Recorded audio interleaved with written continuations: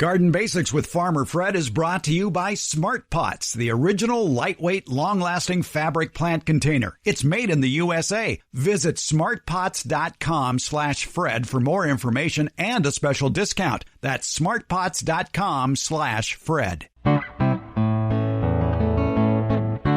Welcome to the Garden Basics with Farmer Fred podcast. If you're just a beginning gardener or you want good gardening information, well, you've come to the right spot. Are you making a fall garden to-do list? Today, America's favorite retired college horticulture professor, Debbie Flower, talks about one of the best tasks to do this time of year as you transition from the warm season to the cool season garden. It's cleanup time. Besides making the garden prettier, we mentioned some early fall chores that can help reduce next year's insect and disease problems in your garden. Also, organic advocate Steve Zien talks about one of the easiest ways to improve your garden soil this winter: mulching with leaves. He explains the hows and whys of putting leaves on your garden bed. And pretty soon at Warm Climate Nurseries, berry plants will be arriving. Look for them in mid to late fall. But in the meantime, do some planning. So we'll revisit our most popular chat with landscape advisor and master gardener Pam Bone from last spring on how to grow raspberries and blackberries. We're podcasting from Barking Dog Studios here in the beautiful Abutilon jungle in suburban Purgatory. It's the Garden Basics with Farmer Fred podcast, brought to you today by Smart Pots and Dave Wilson Nursery. Let's go. We have a quick tip for you. Debbie Flower is here, America's favorite retired college horticultural professor. And summer is gone. It's now fall, but garden cleanup time is here. Perhaps your summer crops have finally done their thing, and it's time to either make room for a cool season garden or just clean it up for a lot of very, very good reasons, Debbie. Oh, yeah. The two things I sort of focus my fall cleanup on is making it pretty. You know, there's potentially dead things out there that I want to get rid of, things I know are going to die that I'll either cut down now or I'll cut down later, and controlling pest problems, controlling primarily disease. So I like to do fall cleanup with those two things in mind. It's amazing that when you go out and pull out summer crops, what is left behind. I pulled out the popcorn last week, and sure enough, there was all sorts of spurge growing at the base. Oh, yeah, hidden. So, yeah, all right, well, that gives me something else to do. And also, if you're in the habit of pulling out the roots of annual plants, you just might bring up some white grubs with you as well. Yes. And you can feed those to the birds. Right. Just toss them over your shoulder. To chickens, if you've got them, yep. Yeah. Leave them on the ground. The birds will get them. Yeah, that is one technique for the winter, is sometimes to remove mulch in places where you've had a grub problem and let the birds find them. Yep. That works very well. If you had a problem plant and you're getting rid of it and you're not sure what that problem is, it might be a disease. It might be a disease. It might be a disease like a root rot brought on by poor drainage right there. Or it might be something that's passable to another plant in the garden. So I wouldn't even, in those situations, maybe not even compost that plant. I would put it in the green waste. Right. Especially if you don't know how to identify it. You can always take pieces to knowledgeable nursery professionals and ask them. Our mutual friend Don Shore, who owns a nursery in Davis, California, Redwood Barn Nursery, always says, make that sample the size of a sheet of paper.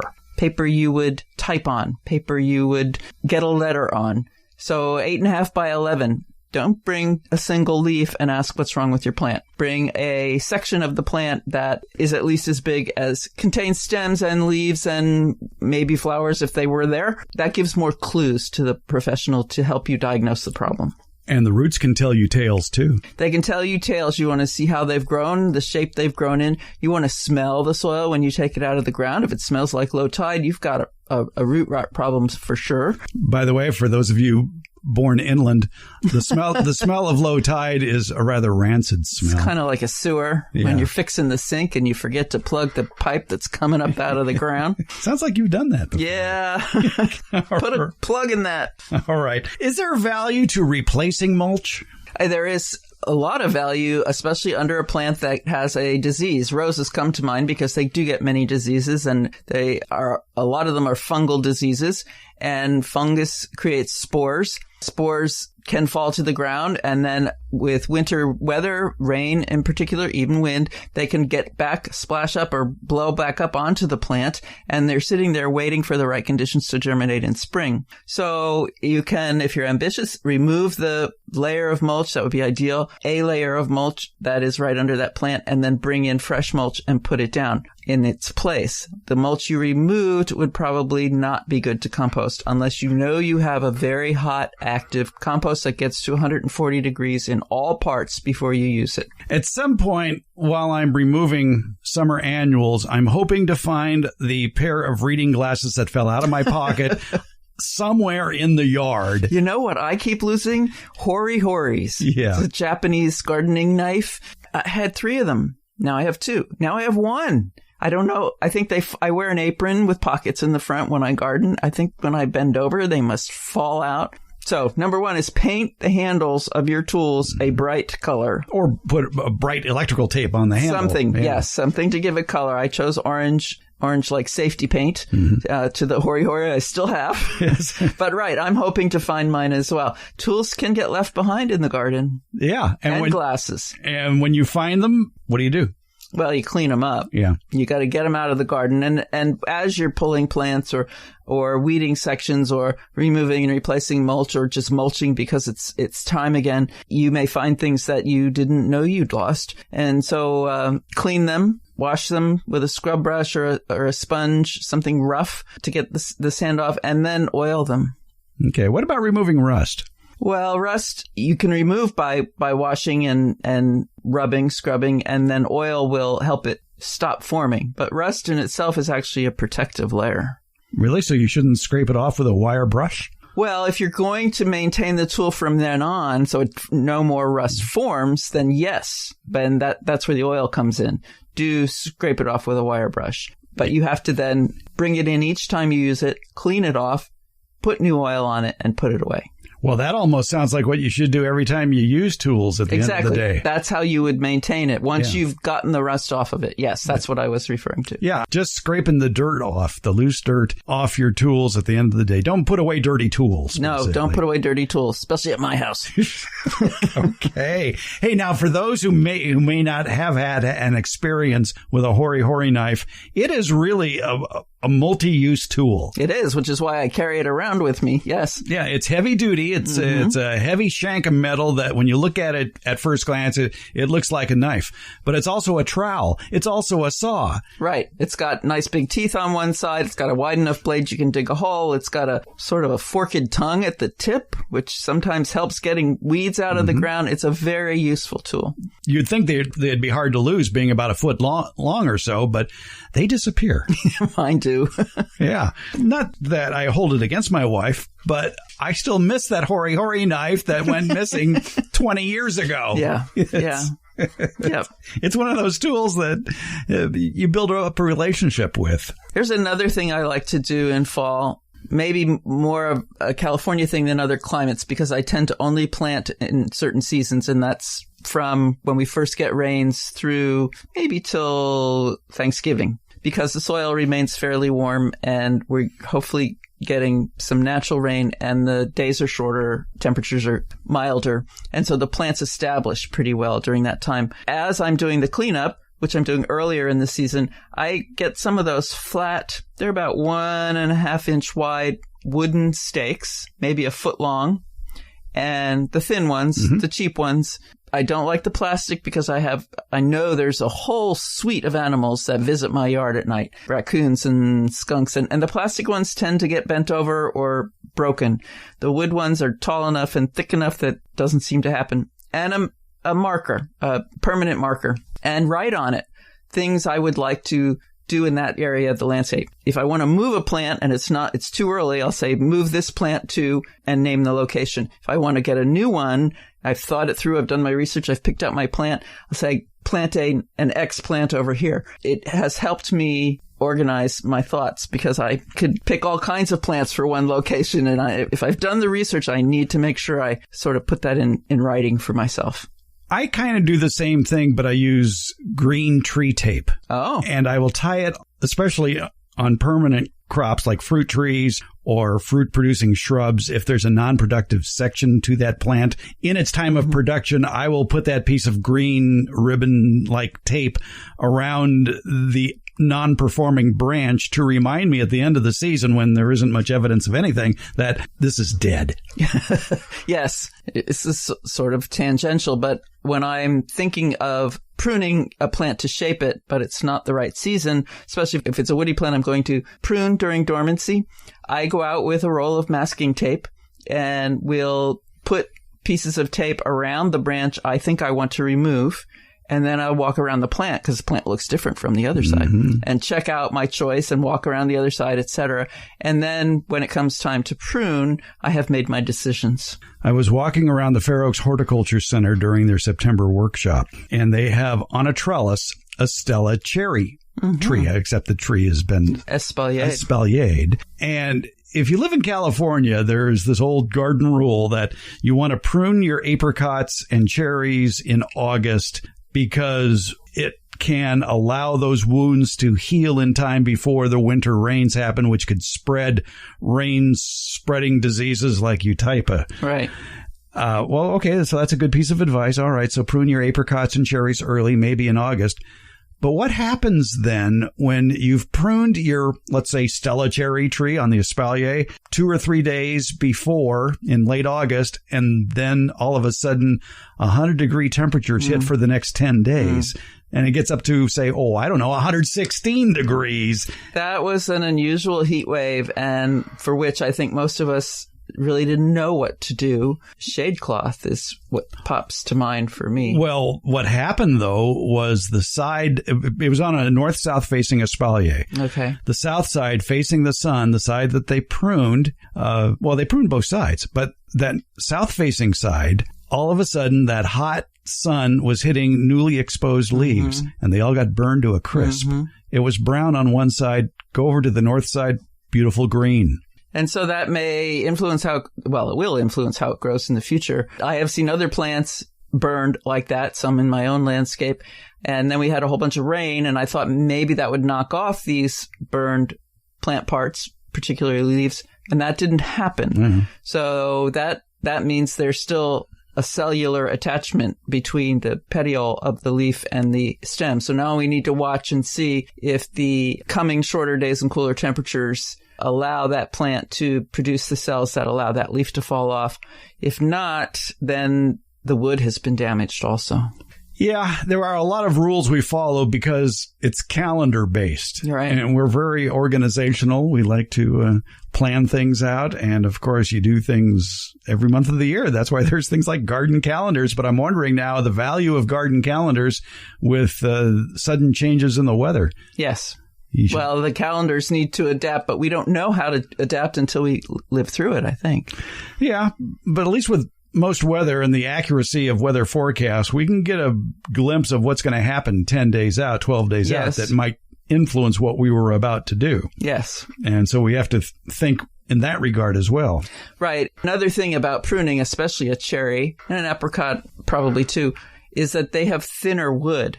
They have thinner bark. It's not the wood itself. It's the bark. It's the outside layer. The protective layer is pretty thin on those trees, particularly the cherry. And if you prune them in a sunny, dry time of the year, when it's still summer, you need to go in and whitewash the newly exposed wood. I have an apricot and I haven't finished pruning it, and it's September, and I should have, but I keep debating removing a fairly large branch that runs horizontal over the top of about a third of the plant.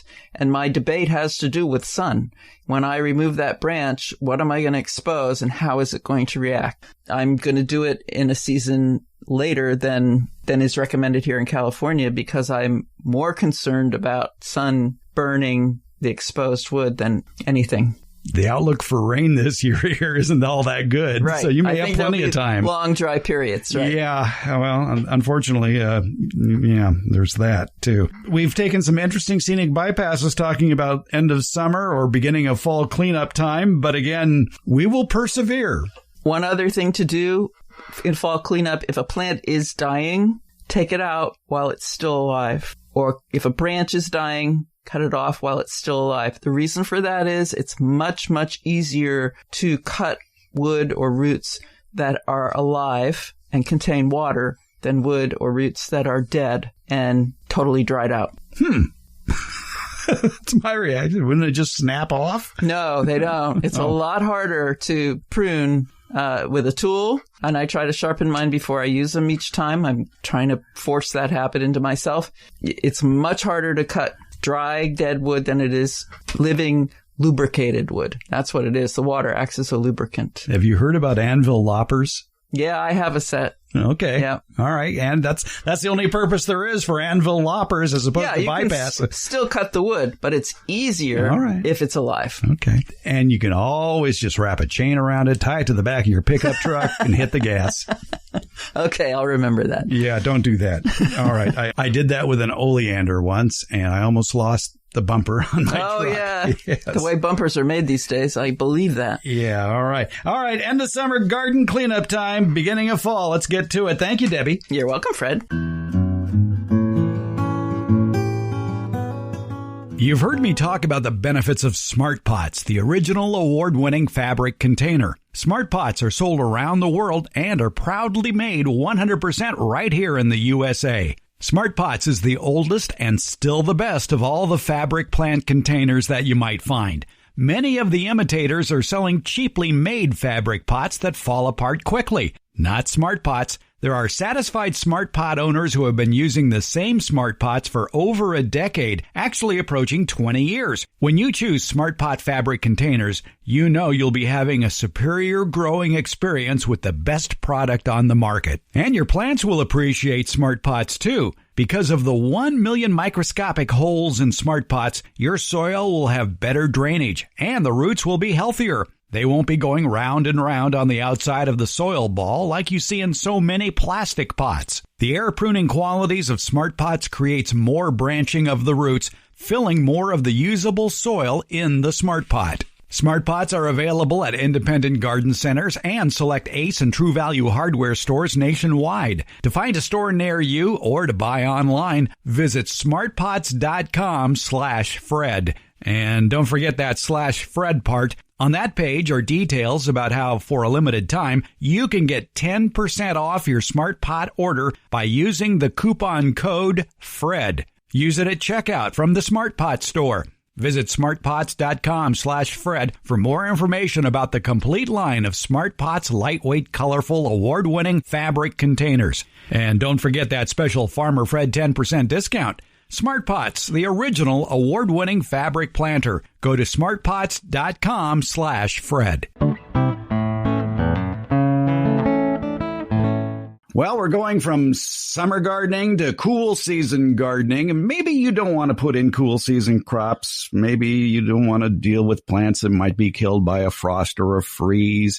But don't leave your summer garden intact in its place. There are some cheap and easy things you can do that will not only minimize pest problems for the following years, but also during the winter, feed your soil and make it even better for next year.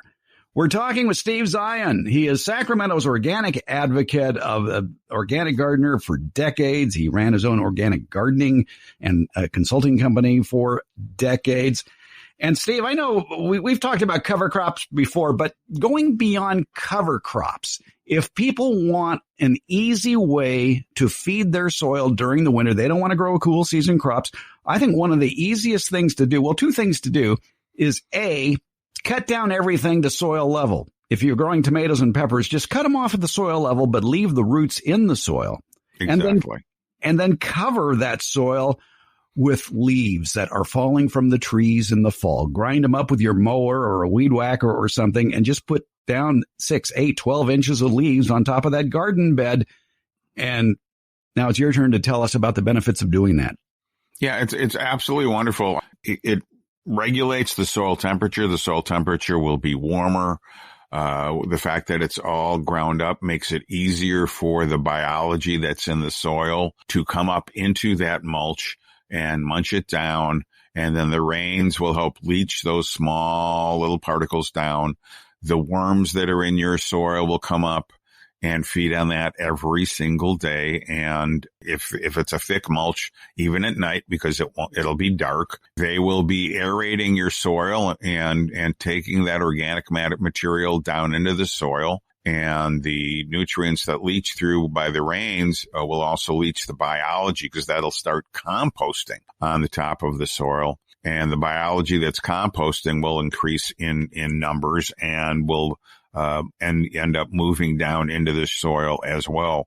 So you will get nutrients move down into the soil and increase the nutrient value, and you will get more soil biology. And the more soil biology you have, the more diversity and the more numbers, the healthier your soil is and the healthier your crops will be.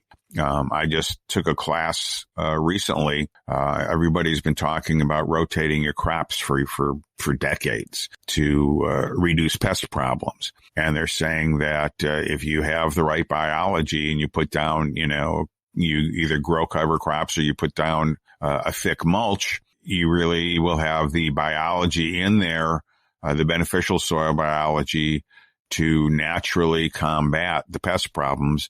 And you should not have to rotate your crops. I love it when you're a contrarian.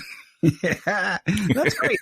And it makes perfect sense, too. Yeah. If you've got the good soil biology down there, and then you're feeding it with either a cover crop or with a thick mulch, you're feeding that good biology. The good biology will fight it out basically with the bad biology, and not allowing them to grow in substantial numbers where it's going to do harm to your plants the following season.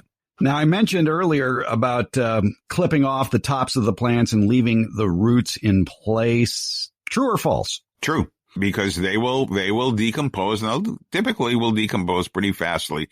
Again, if you have an organic, happy, healthy soil, if you've been using pesticides, you've been using synthetic fertilizers, the biology isn't going to be there to break that stuff down. But if you're growing organically, you'll have a lot of biology in your soil. Most of those roots will break down very, very quickly, and they will create air channels. They will end up aerating your soil, because where the root was there's nothing there anymore. And so you've got these big pore spaces. So when you irrigate next spring, the water is going to move in through the soil. The worms can move through the soil better. The soil biology can, all of the various microbes and mites and beneficial mites and protozoa and all those guys can move through the soil and do their job better. And you're also improving water percolation for the years ahead by keeping those roots in. Exactly, because they will, they'll decompose. The biology will basically reduce them to nothing. And there will be large pore spaces where those roots were. And so when you irrigate, the water will go down very, very nicely, which is important if you've got a clay soil. And at least here in the Sacramento region, most gardeners have a clay soil. I think across the country, there are a lot of gardeners who are dealing with clay soil. Yes. You mentioned a very unusual word here. I'm not sure what it is. You were talking about to help that mulch layer on top break down. That rain could do that. What is this thing called rain that you're talking about? I don't know. It's been a long time. And, in the last year, we got 7 inches? Something like that. Yeah. Now, that brings up a question. Man, I hope it rains, but if it doesn't rain this fall and winter here in California and in many areas of the West, if you don't get the fall and winter rain, should you irrigate the top of that mulch like once a week? Just turn on a hose and start sprinkling it? I think it would be a good idea once in a while. Certainly once a week, it's not necessary. Typically, if you do it once in the wintertime, it's not very hot. In many cases, it will hopefully be cloudy. Before you irrigate, I would probably irrigate it or make sure that mulch is moist, not wet, but moist. When you put it down or after you put it down. And then before you add more moisture, don't just look at the surface. Dig down an inch or two and see if it's dry. And if it's dry, then you might want to add more water. All right. Yeah, it's a good point. And to reinforce something we said earlier is the smaller the pieces of those leaves that you're using as mulch, the better, the quicker it can break down and feed the soil. And plus, if you were just stacking 12 inches of unchopped leaves on top of your garden bed, you might create an anaerobic environment. It can. It would help to grind it up some way. And, a lawnmower works well. And you mentioned that. Another easy way to do it, if you've got a string trimmer, is get like a 5-gallon or get a garbage can and put, a small amount of the mulch in the garbage can, and then run your weed eater down in there, and it'll chop it up pretty nicely as well. It's an alternative way to do it. And to save wear and tear on that garbage can, make sure it's a metal garbage can, which are still available. They're out there. Yeah. Usually a 27 or a 32-gallon metal garbage can, and then put those whole leaves, like you said, maybe fill up that can 1/3, and then put your string trimmer in it, turn it on, whiz it around a while, and you'd be surprised at how it drops. And then you can pile more in there and then chop it up again and just do it in increments like that. Yeah. And make sure you have a string trimmer. 'Cause I know some string trimmers, you can put like metal blades on them. No, don't. Please. Yeah. That's going to pretty much destroy your container. Yeah. And wear eye protection anytime you do that. Yes. Always. And string trimmer, not even the plastic blades, but just the string trimmer is best. Yes. If you're not going to be planting cool season crops this year, then the least you can do for your soil is cover it with mulch. Chopped up leaves is great. Just leave it on till spring. And you don't even have to remove it in spring. You can just move it aside and plant whatever you're going to put in come springtime. And keep that as a permanent mulching area. Just make room for your plants. Exactly. Mr. Exactly's with us. Steve Zien, Sacramento's organic advocate, Living Resources Company. Steve, thanks for the good, cool season advice. Been a pleasure as always, Fred.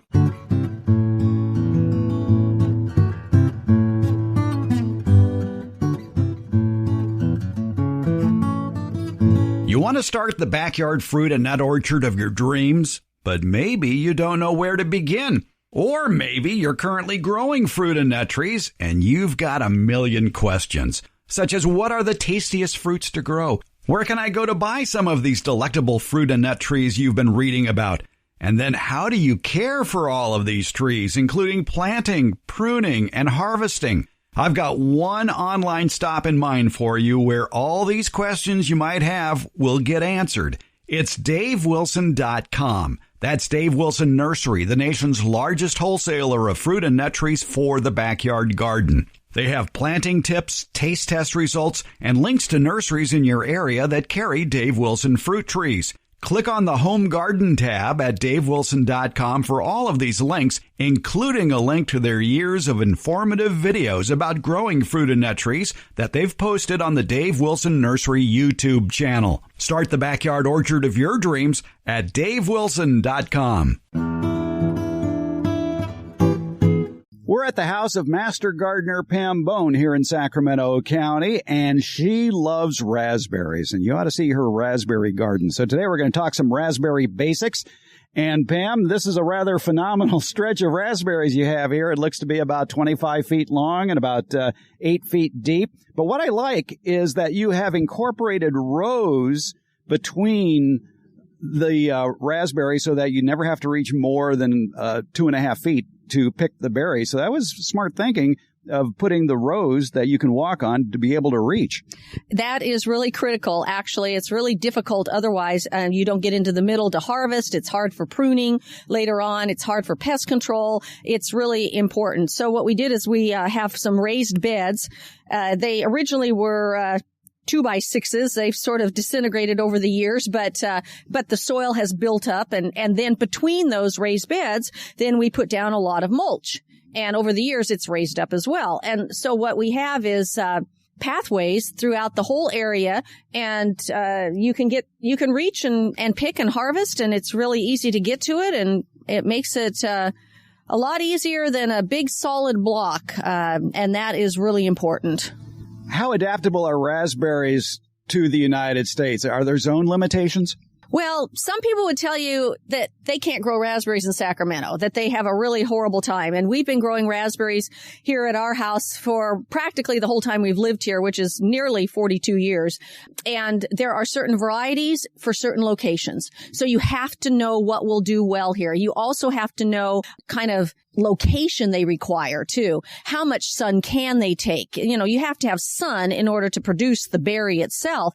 But here in our area, we have been planting Heritage and Oregon 1030, and those are varieties that are adapted to the heat.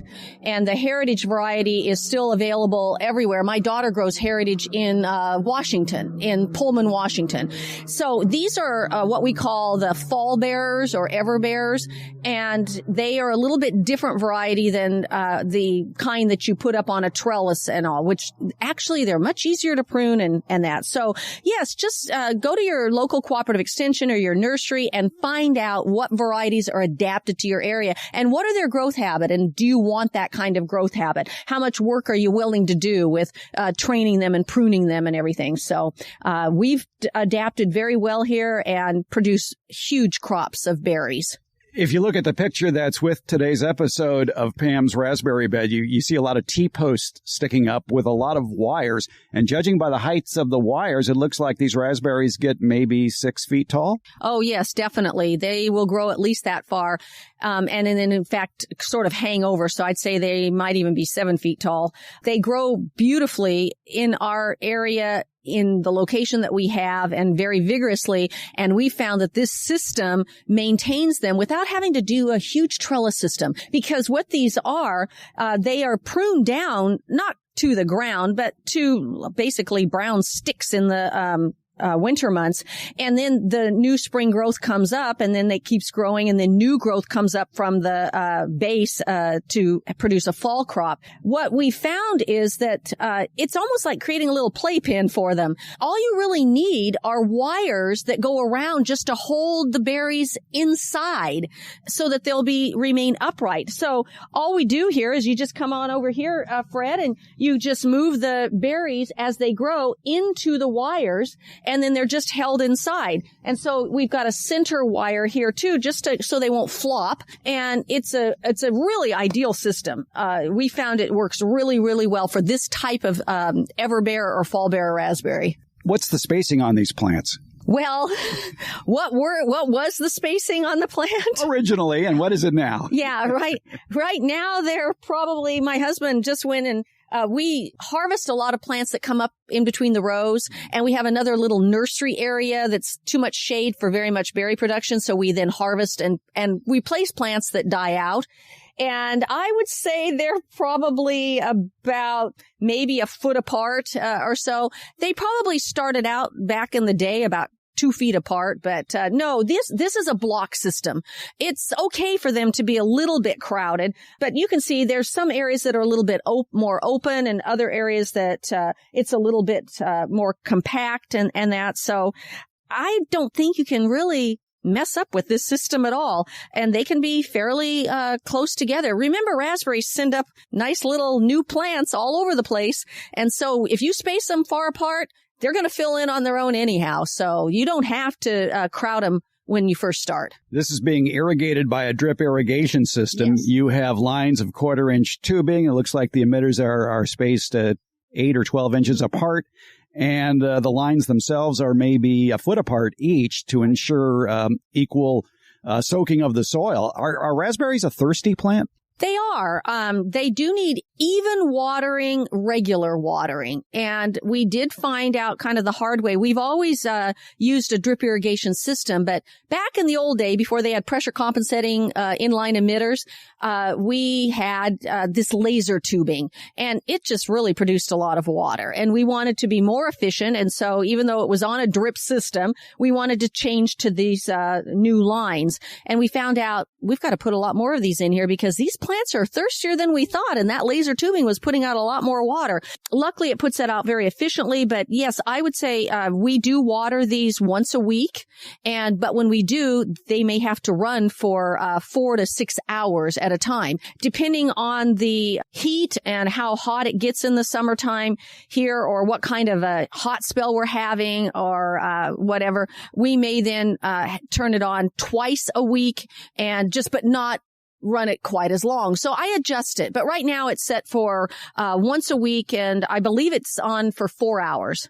All right. It's springtime when we're recording this, so those would be spring hours of irrigation. Exactly. Right. And we increase it. What we want to do is increase the amount of water that is put on at any one time, so we're not doing any shallow irrigation. These roots are not extremely deep at all, not like a fruit tree or anything, but you do want to wet the soil down at least a foot to 18 inches and keep it moist. And we mulch. Everything is mulched, and a lot of compost over the top as a top dressing to save water, to keep the water into the soil. Try to be as energy and water efficient as we possibly can. But berries, I will say, just like any fruit crop in your landscape, if you really have to save water because you're in a drought or whatever, then get rid of your lawn, because you can't get rid of your fruit trees. And unfortunately, fruit trees, berries, and other things like that take just about as much water as a lawn, if not more. But look at what you're getting out of it. You can eat the berries. It's kind of hard to eat grass. That's exactly right. So we just keep reducing the lawn if we feel like we need to save water. With all the compost and mulch you're using, what sort of fertilizer regimen do you need for raspberries? Well, actually, we don't have to do much of anything, but once a year in the spring, we do over top dress with usually something high in nitrogen.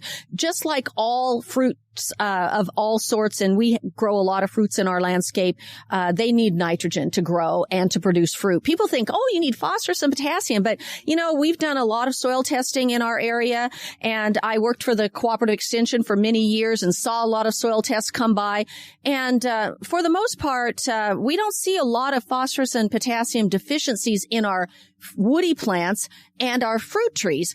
Our berries, they might need a little bit more because they don't have as extensive as a root system. So what I usually generally do is just buy something that is an all-purpose, higher in nitrogen fertilizer. As long as it doesn't have any kind of a weed killer in it, lawn fertilizer works just as well.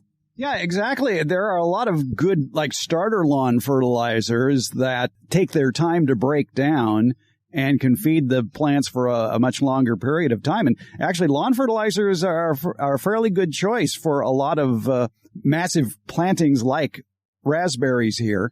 And also, like you say, as long as you avoid the weed and feed products and just stick with the feed products, you're okay. That's true. And actually, this year we did put on a lawn fertilizer. We went out and purchased, we needed some more for the lawn itself. And so I thought, well, let me look for one that is high in nitrogen, but has a little phosphorus and potassium and a little P and K in there. And that'll be good for the berry plants. We also, in addition, grow boysenberries as well. And so I needed something that we could do for those as well. And then we can just use the same old thing on our citrus and our apple tree and everything else. One fertilizer makes it a lot easier.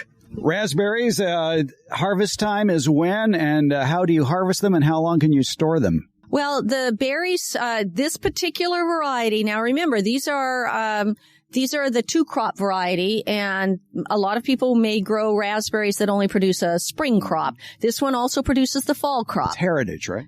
Heritage is the one that you can find in the nurseries now, and it's pretty much everywhere. I think they sell it all over the United States. That particular variety then will start bearing a crop in late May, early June, and we'll get a pretty good crop then. In fact, actually, it might even be mid-May this year. It looks like some of the flowers are getting pretty well developed already at the ends. Now, this is a flower fruiting cycle where these are the old canes from last year that were cut down, and then the new growth that you see here is all from last year. As soon as these bear here in about another month or month and a half or so, then they are going to die back. And then all the new canes arising from below that are going to come up, they're going to produce then a fall crop. And I will say that it's kind of unpredictable, but most of the time our, quote, fall crop, and I should say fall with quotes around it because really the crop starts in August. And it'll go till Thanksgiving easily in our area, unless we get a really cold snap. So when that stem has produced berries, that stem should be removed? We usually wait until it starts to look really dead and looks like it's not productive at all. And then we, cut it out. And the reason is we used to just leave them, but we found out that we had that mite problem when we had a little bit of drought stress. And we found that if it's too crowded, you don't get the air circulation, the leaves get dusty and dry, and mites love that. And we just found that it was easier just to remove it, open it up, and get rid of it. And then it left a lot of opportunity for the rest of the canes to come up and grow. And then those come up, then they fruit, and we get a great crop. I say the heaviest crop is mid-August to the end of September, a great crop. And I put up a lot of jam. So my husband has to pick. He does all the picking. I do all the putting up. My husband calls himself the gardener. I'm the horticulturist. We used to work together on a lot of this stuff, but now he's got me in the kitchen, putting all this stuff up. He then will harvest about every 5 days, because if you don't, two things will happen. The fruit will get soft and mushy, and then it'll stop producing. But the soft and mushy attracts a fruit fly that goes to our cherry trees as well here. And we haven't had a real problem the last few years if you're really careful with keeping it up. But sometimes if you let that particular fruit fly go wild here, it will infest the fruit with unknown little white maggots until you're making your jam, and all of a sudden there they are. So, and especially the fall crop. So we have to be really careful and really religious about getting rid of any fruit that's too soft or decayed or whatever. And picking the raspberries, can you pluck them or do you have to cut them? No, in these you just pull right off. They pull off very easily, and not a problem at all. And in fact, when we get down to the boysenberries, same thing. You can just pull them right off. You don't have to cut anything. They're very easy to pick. They're not too, they're a little bit thorny, but, a little bit of prickles on them, but not too bad.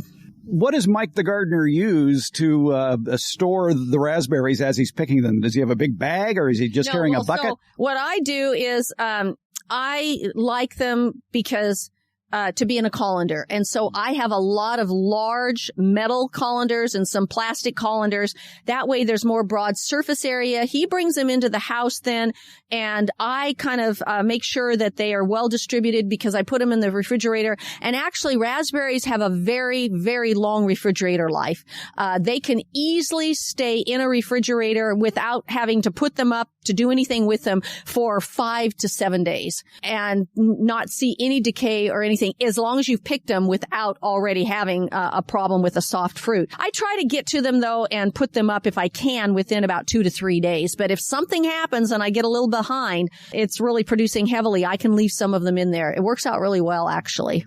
Anything else you want to mention about raspberries? Well, I think raspberries are pretty easy to grow, and they're easy to prune and take care of. They produce a beautiful crop and make fabulous jam. You just have to be careful to attention for making sure you mulch, making sure that they don't ever suffer any kind of a drought. Keep them irrigated evenly without too much water. They are sensitive to root rot, and our soil is a heavy clay soil, and we do have a type of Phytophthora in our soil that does infect our raspberries occasionally. And we then, I've had it actually identified at a state lab to make sure. So what we do is we just make sure that we pull those out occasionally. And then I really watch the irrigation, make sure that we're not keeping it too wet or whatever. But we're still going to get a little bit of it because it's in our soil. And you've got a heavy clay soil, and even just normal spring or winter rains or whatever keeps the soil wet. And as soon as that fungus gets active, then you have to be careful not to keep it too wet. And so it's kind of walking a little bit of a fine line there with the irrigation. But otherwise, they're pretty carefree. Once a year fertilization is it, and the pruning doesn't take much time. And I highly recommend raspberries. They're fabulous, and they taste really good. Well, let's walk over to the other berries and see what's growing. We are at Pam Bone's house here in Sacramento County. Pam Bone, famous Sacramento County Master Gardener, the original Sacramento County Master Gardener, by the way. And we are at her home where they have developed a yard for over 40 years, and Pam loves berries. Pam, it's almost like Knott's Berry Farm here. You've got boysenberries here. Yes. I come from Washington State. My husband comes from Oregon State, and you have to grow berries, raspberries, boysenberries, whatever. Boysenberries are just ideal for making pies, and I make a lot of pies. They make a wonderful jam, and of course, they're delicious for fresh eating as well. And they love our Sacramento climate.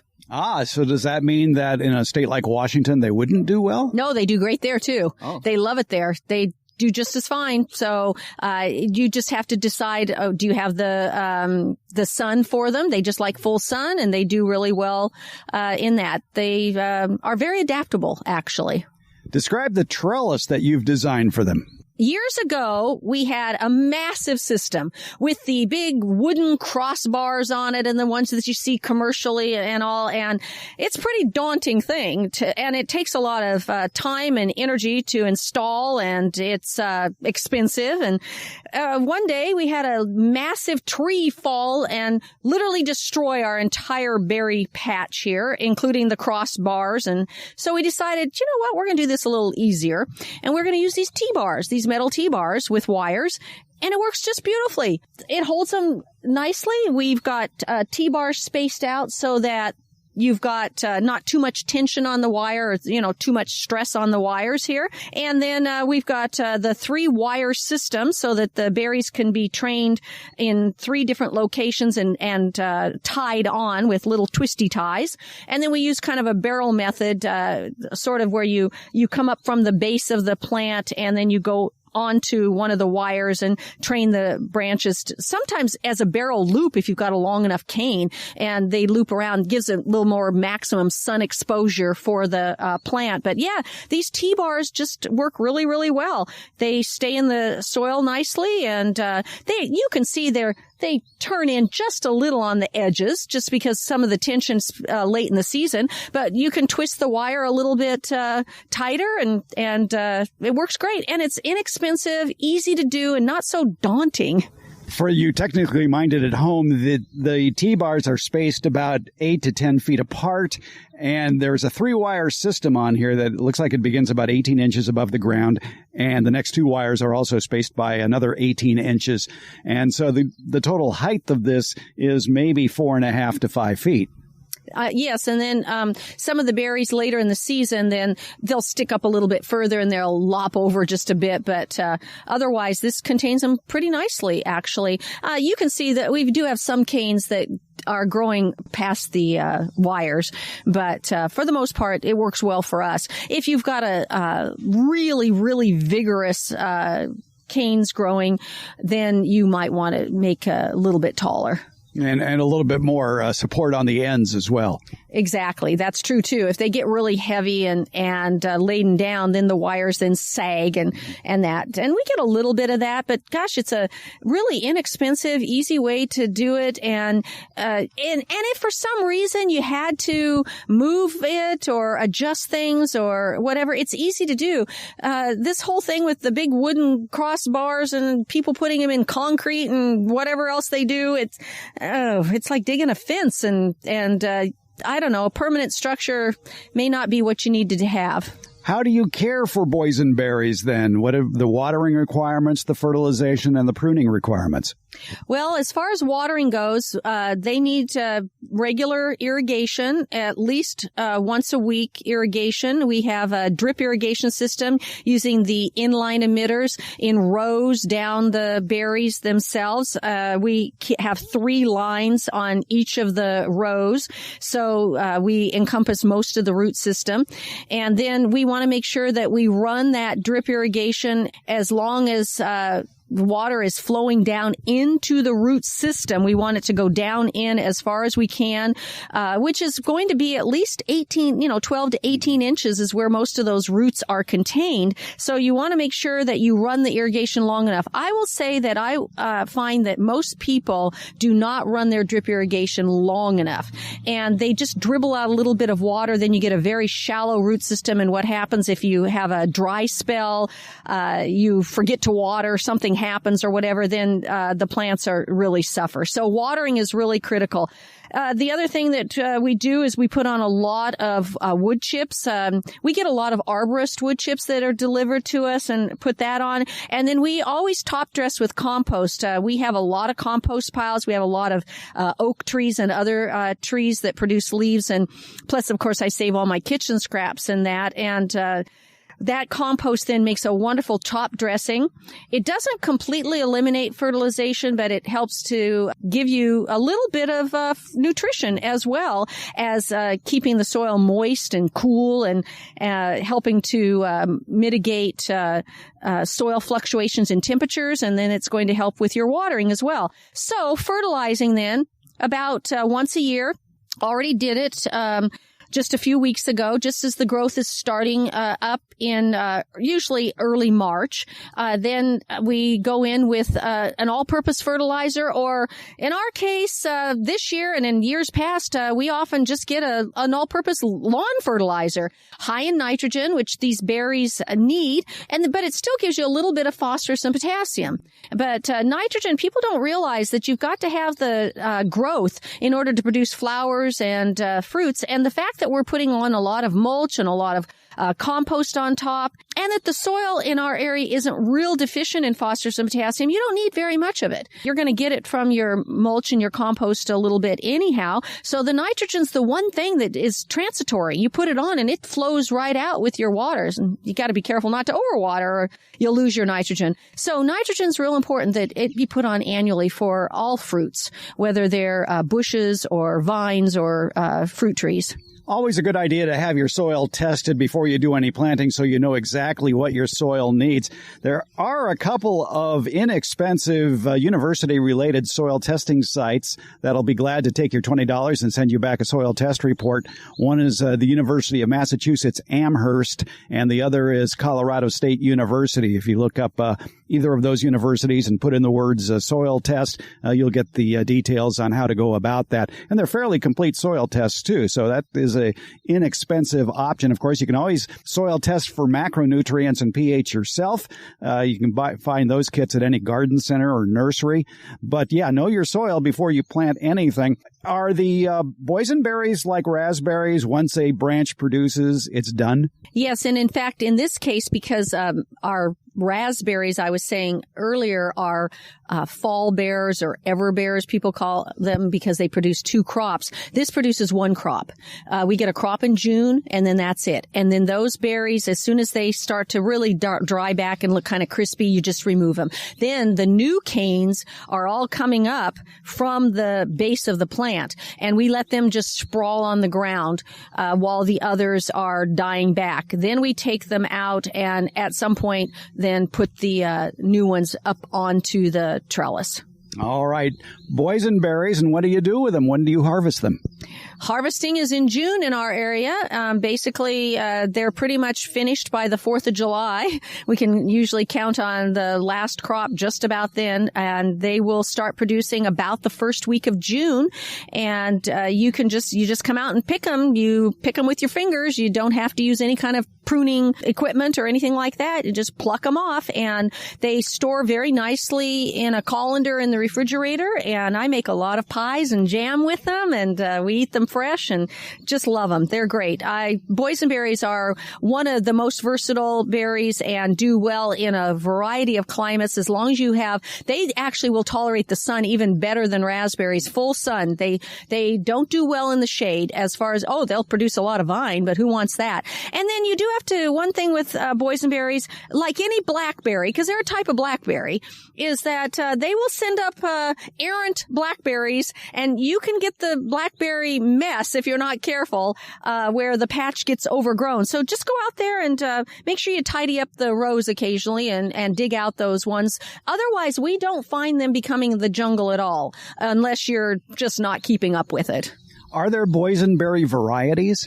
Boysenberry is a variety of blackberry. So there are nectar berries, which some people say boysenberries and nectar berries are the same. There are loganberries. There are lullaberries. These are all types of berries that were developed from a blackberry. And then there are lots of just blackberries that are not crosses, but have been also genetically grown to produce different varieties of blackberries. So you can just get an ordinary blackberry. These are a larger berry, a little bit softer berry. I like them because I think they're better for pies and that.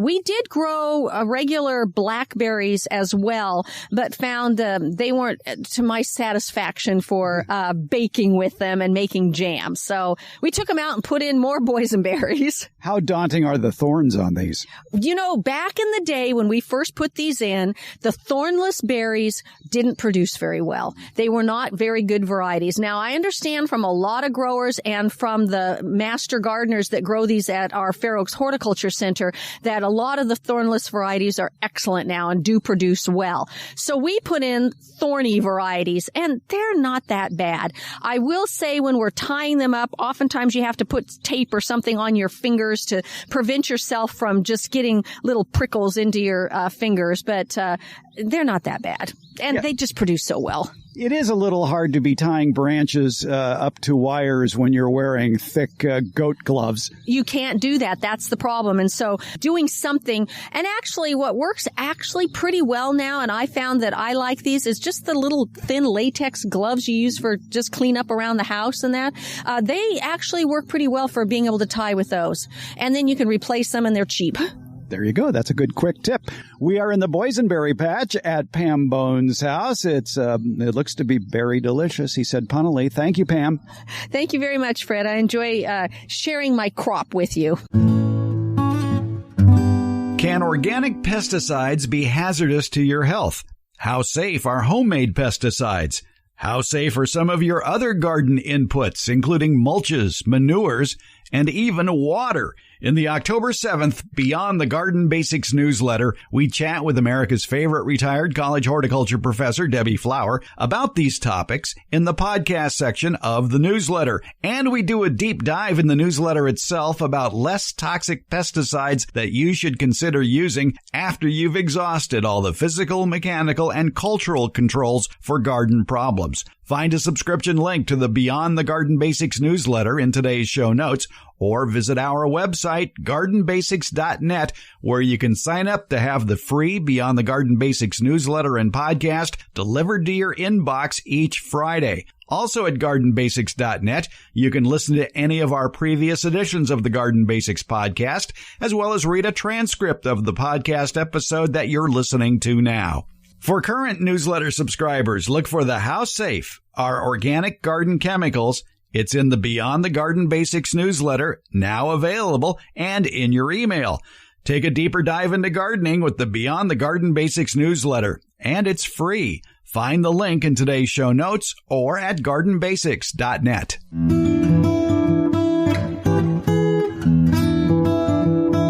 The Garden Basics with Farmer Fred podcast comes out once a week on Fridays. Plus, the newsletter podcast that comes with the Beyond the Garden Basics newsletter continues, and that will also be released on Fridays. Both are free, and they're brought to you by Smart Pots and Dave Wilson Nursery. The Garden Basics podcast is available wherever podcasts are handed out, and that includes our homepage, gardenbasics.net. And that's where you can also sign up for the Beyond the Garden Basics newsletter and podcast. That's gardenbasics.net, or you can use the links in today's show notes. And thank you so much for listening.